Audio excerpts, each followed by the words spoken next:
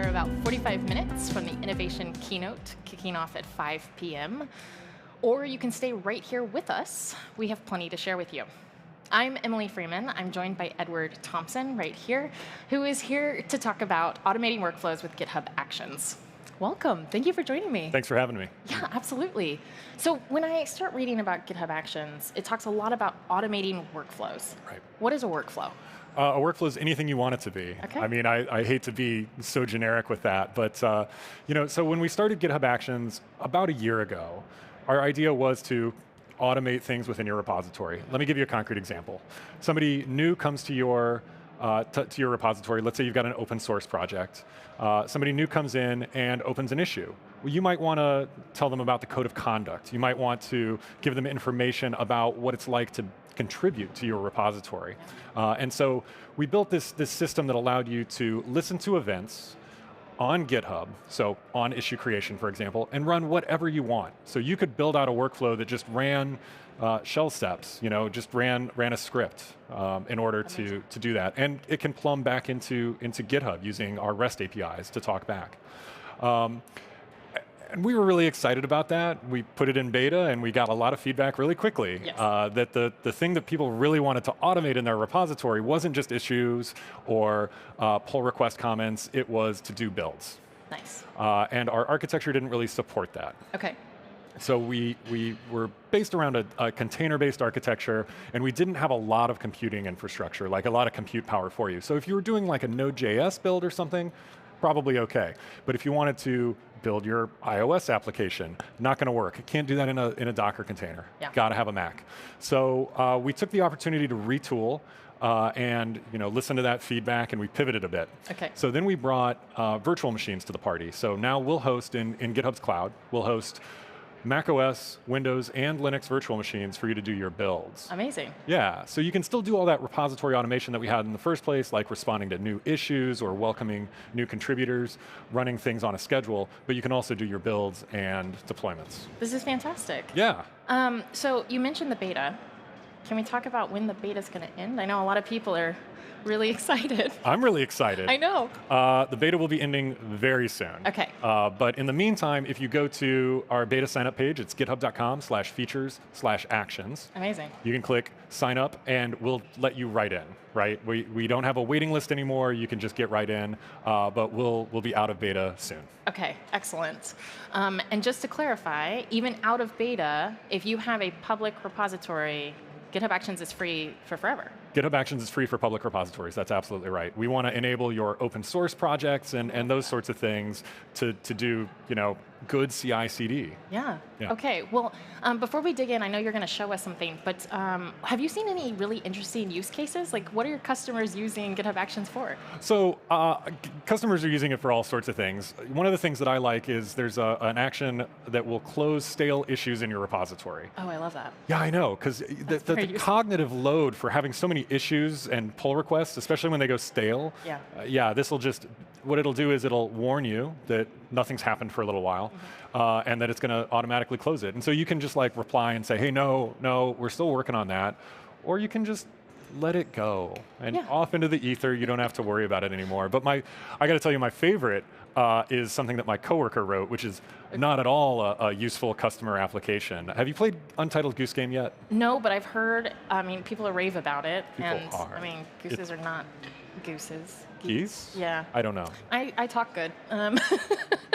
But they're not known for being nice animals. They are not nice animals. No. And in this game, you are a goose, and there's this lovely town full of lovely people trying to go about their day, and you're an angry goose who just sneaks up behind them and like goes honk and scares them, right? Like your goal in life in this game is to scare people. Okay. One of my coworkers built an action on top of this. So when you post an issue comment on a GitHub issue, you either put the word honk in there, or it deletes it and replaces it with a honking goose.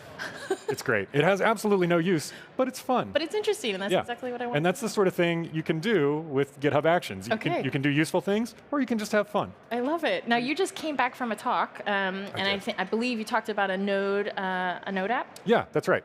Okay. So I've got a Node.js app here. It's a really simple Node.js app, and I want to get started by creating a workflow for it. I want to set up a build for this. So here I am. I'm in the beta, so I've got this Actions tab right here, and I can click on that to get started. And the first thing that we're going to do is we're going to look at the repository and try to understand what's in there. And so we detect that this is a Node.js application, and we are going to suggest a workflow for you. Excellent. If you don't want to use that, you can scroll down and look at some other workflows. For example, this is not just a Node.js application, it's also got a Docker container. There's a Docker file in here, so I can use the Docker file sample starter workflow. There it is right there. And what that'll do is build a Docker container. And from there, I could actually publish that up to GitHub package registry or to Docker Hub or something like that. And all of this is just out of the box for you. All this is out of the box, yeah. But I want to start with the Node.js application. And let me go ahead and actually just go ahead and commit this workflow. And what that's going to do is it'll start a build. And while that workflow is running, we can walk through what the YAML is actually doing. So we do use YAML. That's sort of the language that's used for DevOps. And so we're not doing anything different here. I think everyone has a love-hate relationship with YAML at this point. Me too. Yeah. The good news about GitHub Actions is that if you're more on the hate side, we actually do auto-completion and we do syntax highlighting. So you can see this, the keys are green and the values are blue. I think that's blue. It might be purple, whatever color it is. Yes. So you get that syntax highlighting to help you. That's wonderful. So yeah, so what we're going to do is we're going to run on push. And like I said, GitHub Actions is unique in that it's not just a CI/CD system. We'll run on all sorts of triggers when there's an issue created or when you create a release in GitHub. But this is a sort of standard CI workflow. We're going to run on push. We're going to run on Ubuntu. We could, again, run on macOS or Windows. Yeah, I think that's fantastic. And this is my favorite piece of functionality. This is the matrix. So I can define an easy way to build on Node 8, 10, and 12. Okay. And then I'll just go through, I'll check out my repository, I'll set up Node at the version number that I specify, so it'll go through the matrix and it'll set it up 3 times. It'll run 3 builds, one on 8, one on 10, and one on 12. Will these run consecutively, or? By default, these will run in parallel. Okay. So nice and efficient. Yes. And what it's going to do is it's going to run npm run and npm test. And so if I pop back over to my Actions tab, that should have actually finished. There we go. I'll click on that, and you can see over on the left-hand side each of those builds. Build for Node 8, build for Node 10, and build for Node 12, and I can expand that out and actually look at every step that was performed. So if it fails, the logs are provided live, and you can kind of step through line by line? Yeah, that's exactly right. Fantastic. Yeah, you get to see exactly what's going on as it runs. Yeah, okay. There are community workflows already set up that people can have access to, correct? Like people can share their workflows? Yeah, that's right. So there's a couple of different things. So first of all, we do have those starter workflows, and those are open source, the ones I just showed you. And so people can collaborate, and we're taking pull requests. Somebody added a build with CMake. Okay. I don't know if you're a C programmer. I regrettably am old enough to have written plenty of C in my lifetime, and so I've used CMake a lot. And somebody has contributed a build with CMake workflow. Fantastic. So we're actually just about to merge that, so that'll be a new community workflow. But the other cool thing that you can do is you can build actions. And so an action differs from a workflow. An action is a reusable component. For example, we saw this one that was in my workflow. We were setting up Node at a particular version. That's actually running as an action. Okay. And so that kind of looks familiar. That's actually a bit of a URL. That's actually a Git repository. So I can go to github.com/actions/setupnode and actually see the code behind it. Okay. And so anybody can build an action that other people can use within their workflows, publish it on GitHub, and anybody can then use it. Okay, so actions are just a step within a workflow. That's exactly And you right. can build them and change them as you wish. That's exactly right. And so we build a toolkit. So they're actually a bit of JavaScript. That's what an action is. And so we've got a toolkit for you to use where you can get started. You can clone that toolkit. You can create your own action on top of that. And then you can use our REST APIs. You can use OctoKit. Okay. That's our JavaScript API to talk back to GitHub to do whatever you want. But it's language friendly, right? You can use GitHub Actions in any language. Absolutely. So building a workflow out, you can build it for any language, whether that's Node.js, .NET, Oh, Ruby. Sure. All right. Yeah. That's fantastic. What about security? If someone's concerned about, especially using other different actions that are published, how would someone kind of secure that? Sure. So there's a couple of options. You can actually disable your repository from running any other actions, anything that you haven't published yourself. I don't know that that's necessarily a good step, but it's a step that's available for you. But what we'll do is we'll give you a token that you can use to talk to GitHub, and you can set up your own secrets as well. If you wanted to deploy to Azure, for example, you could create a secret that is your Azure publishing profile. And we call it a secret because we keep it secret. So you declare it, you paste it in, and it's immutable, and it's write once, never readable by anything except the action runtimes. Perfect. And so that keeps that token secure. It keeps your Azure publishing profile secure so that somebody doesn't come and crypto mine, for example. Now, if you're using a fork-based workflow, like I know a lot of people are on GitHub, when you fork that repository, you don't get access to any of those secrets. So even if you open a pull request, you won't get access to the secrets, you won't get a writable access to the token. And so we want to make sure that everything is very secure going into GitHub. We place the highest security on your code and on your cloud providers that you deploy to. Fantastic. Do you feel like using GitHub Actions for CI/CD empowers developers to be more involved in the operations aspects of their code? I absolutely think so. Well, first of all, I want to make sure that people are checking in their build descriptions into the repository. I think that's so important.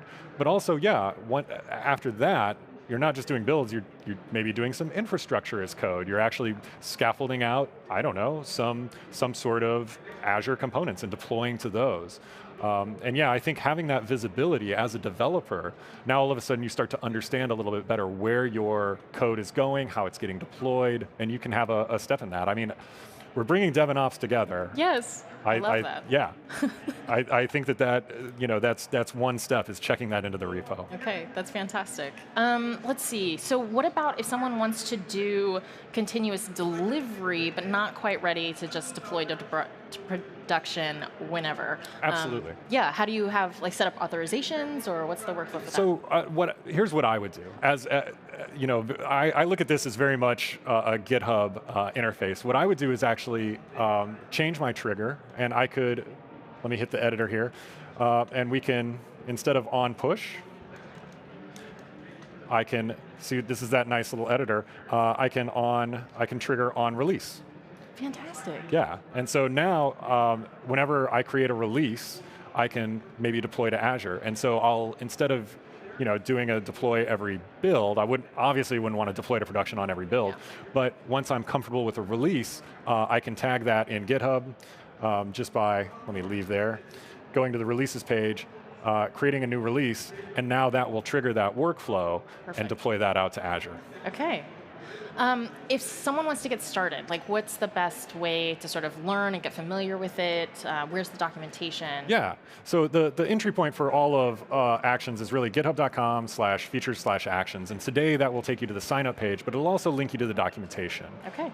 We've got a lot of documentation. We're continuing to improve it. We'll have a big new launch of the docs next week at GitHub Universe. Fantastic. Yeah.